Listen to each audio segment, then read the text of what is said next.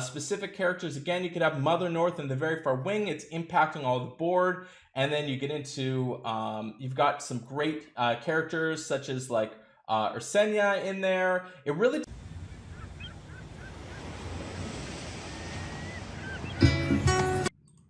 In this video, I'm going to be discussing the top 10 tips to build a perfect defense in 2021 in Empires and Puzzles. It is extremely important to watch all of this video because by the end of it, you will be able to fine-tune your defense and have a winning strategy. Whether you're a beginner or advanced player, I'm very confident that the tips in this video will help propel your defense. Now, if this video gets 1,000 likes, I will make a follow-up video on the top 10 strategies for offense in 2021. So we're gonna get the first part, hopefully the defense, and then I'll be able to show you winning strategies on how to beat all of these defenses. So starting right in, we're gonna go into tip number 1, build the Hero Academy. This unlocks at level 25 on your stronghold. So you do have to level up all of your stronghold all the way up. From here, after that, you will be able to unlock the Hero Academy. What the Hero Academy does is it allows you to create different raid formations. Now, we tested this out in beta. We found that there was a lot of formations that worked really well. And now that it is live and in the game, we found that these are absolutely important in being able to just cultivate just a very strong defensive strategy. So after you get to Stronghold 25, you'll have a building that you'll be able to unlock. This is the Hero Academy. You may need to switch it out. I personally recommend throwing it on a forge because you don't need a ton of forges once you get later on. I'm just over here playing some Raid Shadow Legends, and you know what? You should too. Why? Because it's a super awesome dark fantasy RPG, and a whole bunch of players from Empires and Puzzles have been really enjoying this game, and they sent me this really cool gift. Wow, look at that. Oh, look at that hound spawn. What are you doing over here? Oh, look at you, you're so cute. Oh, like the little tricks. That's so, hey, give me that blue shark. Thanks, buddy. Let's see. Oh, whoa, thanks. That really worked. Hey, you're such a good boy. Oh, look at you. Wonder if he's potty trained.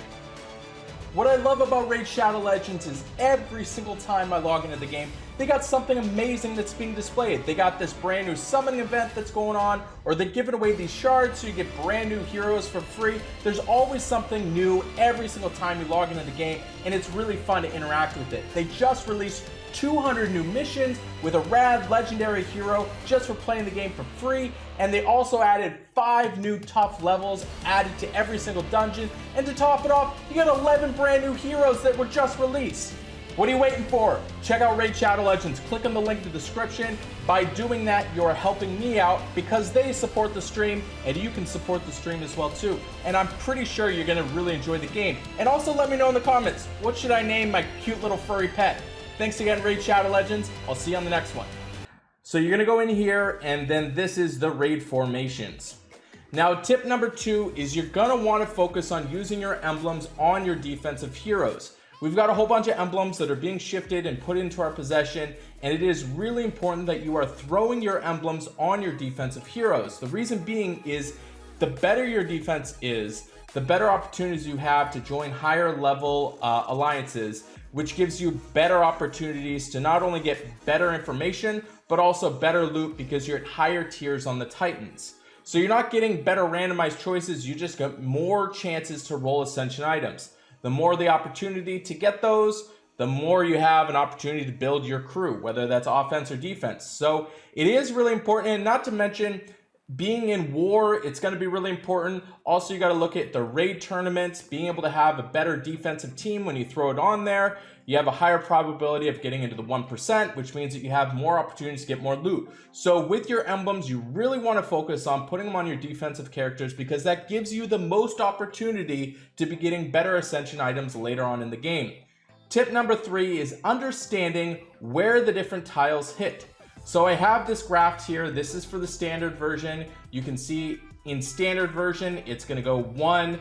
In this instance, it's going to go to Frigg, 2, purple, Ursenia, 3, it goes 3, 4, 5, and these are all the different rows. So you can see any standard layout, anytime you are facing any board, you have 7 layers. So it's really important to know where your tiles are going to be hitting on the different things, because what that does is it allows you to create a flow of your defense. So for instance, characters like Frigg, I have all the way over to the left because I want Frigg's defensive down to go off first before, say, Elizabeth, Vila, or Senya, or anything like that. So I have this defense specifically built from left to right because I want those elements to go off first, rather than if you flipped Ursenia and Frigg, you don't want Ursenia to go off and then Frigg. You want to go the opposite way because that will optimize your abilities. So this holds true even with characters with Mother North. So I'll get into that a little bit more as we progress into this video. But it is really important that you understand the flow. So this is the flow. This shows you where all your tires are going to hit. So that makes it so you want to build your defense in that strategy. Here you can see in the reverse formation, you got the first 2 rows that are going to hit into Frigg. The 3rd row is going to hit into Ursenia. 4th row, Elizabeth, Vila, 5th, and then 6 and 7 are going to go into Professor Lindbrock. Same thing here, this is double. The first row is going to go here, 2nd row and 3rd row Ursenia, 4 and so on. As you can see, these are going to be how it is going to be hitting all the tiles. And the last one here is going to be the reverse double. As you can see, it is front loaded in there. So this is going to be really important to understand, because if you understand where your tiles are going to be hitting, you're going to want to build your defense to correspond with that. Tip number 4, you want to build effective defensive types. Now, after seeing all of the different defenses that are coming along, we've seen kind of some that are really emerging to really take place in the defensive structure. The first type that we have is more the defensive type, where the defensive type potentially has characters that are reviving, or they're very heavy on keeping their heroes alive. We saw this traditionally in the past with Teleria tanks that kind of kept everything alive because it's very defensive. It really put up a wall. So right now the defensive types that we're seeing that are kind of successful are being teams with like Mother North, Krampus, also Heimdall, characters like that that are really fortifying it. We're now also seeing Professor Lindbrock being into that position as well. So you also want to kind of follow what it is that your defense does. Typically on these defensive strategies, they're going to be having a lot of healing and a lot of very defensive heavy characters, and then potentially one hero that will kill them all. Alfright kind of fits the bill, so you could have pretty much just heroes that are healing always, and then Alfright goes off, and that's essentially what's going to be killing it. So that strategy is also doing really well. Another very effective strategy that's doing really, really well right now is our offensive strategy. So we're seeing this emerging more with like Frigg going into Odin. That combination has been really well utilized, and then they're also pairing it with like the ninjas as well. So you're seeing like the Garnet, the Cobalt, the Onyx mixed with Frigg and Odin. That is a very offensive strategy because it's just put in place just to kill them. You want to deal as much damage. It's dealing it to all the characters and really hitting everybody. Is a very, very fast defense as well too. The other defensive strategy that we're also seeing is what I would call the tempo strategy. And this is where we're seeing more of the Bera mixed in with Freya, to where they're setting themselves up to where if you die, you're losing mana. Characters like Professor Lindbrock as well are kind of going into that tempo to where you're always kind of healing and you're staying ahead. So what tempo essentially does is it's you're putting your defense, or you're putting their offense a turn behind, and using characters even like Mother North mixed with the Bera Freya, to where they're dying with Bera and Freya. Mother North is reviving them, so they're missing out on mana when they die again, and it pretty much just creates a cycle to where you're always behind. And that's kind of the tempo defense that we're seeing as well. And then also we're seeing what are kind of like the family bonus, which is really, really kind of exciting to see. You can see even like the family bonus in the Santa family, to where you have Mother North rolling with Santa and Krampus. They're really taking advantage of being able to get all of those little minions that are going to be gaining a whole bunch of strategy, build them up. They're very, very strong. We're also seeing the ninjas, as I kind of mentioned before, to where all the ninjas are kind of pairing together. They're making it so that they're dodging. That definitely helps out. And then obviously a big strategy that we're seeing is kind of the minion defense as well too. And in the minion defense, again, the Bera Freyas, getting into having Krampus as well in there, really, really helping out. So those are kind of the main defensive points that are coming. that are really being well used. So tip number 4 is going to be building a perfect defense in standard. Now you guys are very familiar with this defense because it was what we've always had. And the defensive strategy pretty much set it up so we had a standard tank, and then on the flanks, which in this case are 2 and 6, those are typically going to be fast or average heroes that are impacting most of the board. And then at the very far wings are typically going to be all hitting at very fast or single hitters at fast. So that was kind of the standard formation. We've seen it for forever, to where you've got one really bulky tank that is going to suck up everything. And then you've got kind of the support on the flanks, and then you've got the wings as well too. So this is really built to have a character that will be able to take a lot of damage. Teleria was really well. Heimdall has been working really well. As we see the new progression, we have like Elizabeth that could potentially be taking a lot. She goes off a couple of times. She really sets them back. And then we also kind of saw this with like Bera and Freya, to where they're setting themselves up to where you're losing out on the mana. So this strategy we're really well understanding of. And it's really the center focus is having a really strong defense. So combinations that work really well, specific characters, again, you could have Mother North in the very far wing. It's impacting all the board. And then you get into, you've got some great characters such as like Ursenia in there. It really just depends on what you're building to go along with your defensive strategy. And you also want to kind of get into the mindset. Am I building mostly defensive? Am I going mostly offensive? Or am I going more the tempo route? And that's really important because you want to kind of build them all together. Having a situation to where you can kind of mix and mingle, it is seen, but I think that the most effective strategies are ones that really stick to a goal in mind. Are you trying to kill them quickly? Or are you trying to stay alive longer? Now, the defenses that stay alive longer are typically going to do a little bit better in raids, because unless you really kill them with your center focal point in the tank in this position in the 3 slot, then you really you have the ability to maximize getting more zeros. So maybe the defensive strategy might be a little bit better. Next, going into this is going to be the reverse, which this is an amazing defensive formation that we have as we're figuring out.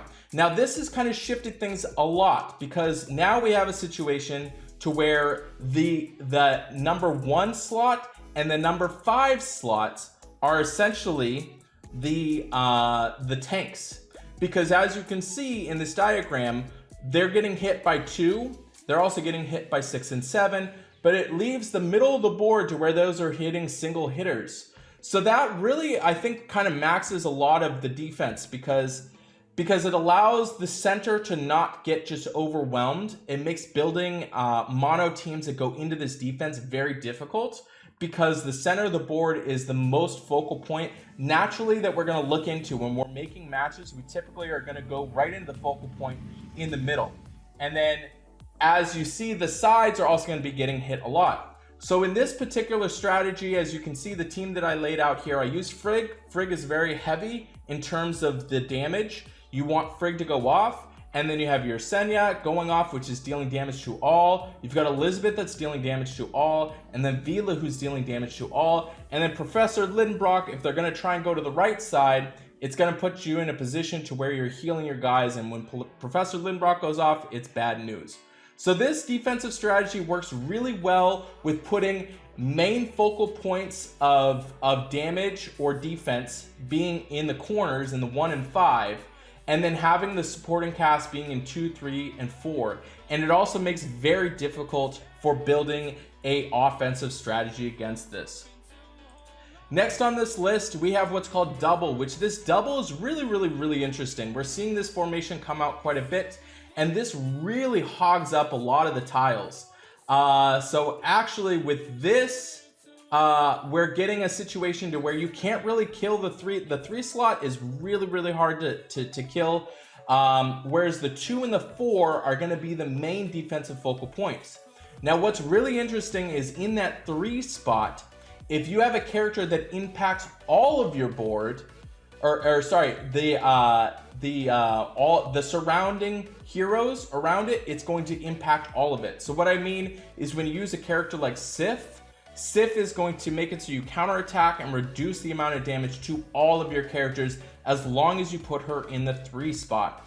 Other characters more on the offensive side would be like Kiana. Kiana is going to be a really awesome kind of what I would consider is still a tank in the 3 spot, and she's making it so all of them are going to get really high attack up. So that's really cool there. But as you can see with this strategy, the 2 and 3, which is going to be the main focal point on the defense, and the 5 and 6 is going to be the next focal point. You're probably going to be throwing a lot of tiles. So again, more of a defensive strategy. We're seeing this combination to where people are using like Bara and Freya in the 2 and 4 spot, and then having Sif in the 3 spot. So Sif is going to kind of protect, or she's going to set it up so she's going to give all that great counterattack. If people are dying, they're losing their mana on the 2 and the 4. So it's really kind of a cool strategy, and she just kind of punishes you. This strategy also works well with like healing. So you want to also have Sif go off and also heal your guys after the fact. It's really devastating. So that is an amazing strategy that we're seeing. Even it might get a chance for like Zulag to get her chance to shine. Next up, tip number 7 is going to be the reverse double. So the reverse double, in my opinion, I think is probably the weakest link of them. You can use it. I wish that they kind of changed things a little bit. Now, Elizabeth is still going to be doing the same thing in this. Number 3 is still going to be doing the same thing to where if she goes off, she's going to impact the surrounding allies, which is going to be helpful. The 2, 3, and 5. But what this does help out is it protects the 2 and the 4. The 2 and the 4 will not receive any damage until either the 1, 3, or the 5 are dead. So all of the board is going into there, and everything is kind of protected in the back. So on these teams, I would want to focus on building more of fast characters in the 2 and the 4 spot, because they're not going to be taking much damage. Whereas the 1, 3, and 5, you want to have more of a defensive strategy or something that's going to impact all the boards. So it's almost like the 2 and the 4s have turned into our wing spots in the traditional standard version. So we are seeing this a little bit. Now, if I was to say, I am very high up on the reverse strategy here, which that is kind of my next tip for you. If you had to ask me what's the best defensive strategy, I would pick that strategy there, because it allows you to really exploit a lot of different things and also not leave yourself vulnerable. Tip number 8 is to try new defensive strategies. I recommend just trying all sorts of different things. Figure out which one you kind of like. Envision your heroes that you already have. Do you have mostly offensive characters, defensive characters? Where are you at in terms of your heroes? I think as long as you try different things, you might gain a lot of value out of it. Tip number 9, when you're judging your defense, you want to judge your defense based on your wins and losses, not versus your cups. So a lot of times people will go ahead and they'll pull up their thing and they'll see, oh, well, I dropped 200 cups. Well, how many times did you win versus how many times did you lose? And that'll give you a better indicator. As we know in this game, it is very offensive heavy. They don't like having the same players be in high stages and in the first place, second place, and stuff like that, because it allows you to have something to fight for. So they definitely give you more of a push offensively, because obviously it's a player that's playing, and you have more opportunity to steal more cups versus gain cups on defense. So don't really stress it if you lose a whole bunch of cups. Tip number 10, this is extremely important, and this is to say that every defense can be beaten. There is no perfect defense, and unfortunately, I know this may seem like it was a little bit of clickbait. If you're going to have to use all the tools that you have available to build the best defense, it is extremely important. But know that your defensive strategies, they are not really going to work all the time.